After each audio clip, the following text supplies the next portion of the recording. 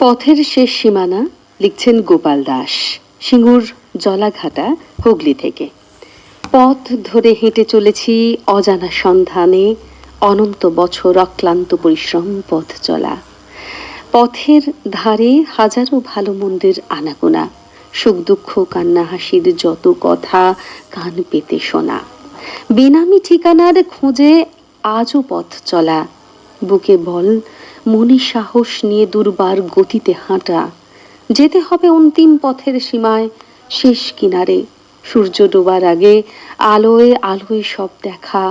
পৃথিবীর শেষ সীমানায় পথের অন্তিমে দাঁড়িয়ে দেখার খুব ইচ্ছে কি আছে ও পারে, কৌতূহল ভীষণ।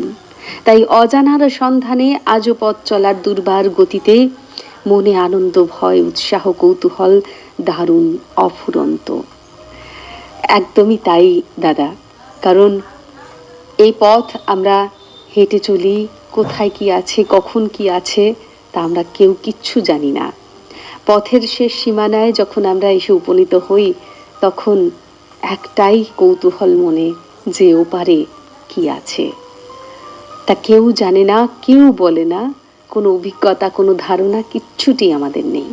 এভাবেই তো সুখ দুঃখ মিশেল নিয়ে, কান্না হাসির সব সব কিছুকে একসাথে নিয়ে আমাদের পথ চলা।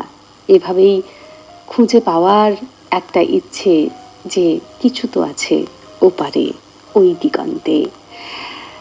আর এমন করেই আমাদের জীবন আমরা কাটাই, এমন করেই পথ চলি। তবে ওই যে পথ চলতে চলতে দুঃখ যদি বা আসে, তাকে সুখে পরিণত করে নিয়ে আনন্দে থাকা, আনন্দে চলা, এটাই তো আমাদের জীবনের একমাত্র উদ্দেশ্য হওয়া উচিত। আর তাহলেই এই যে অনিশ্চিত একটা জীবন, এই যে অজানা একটা সফর, সেটা নিশ্চিত করা যেতে পারে কোনো একদিন, হয়তোবা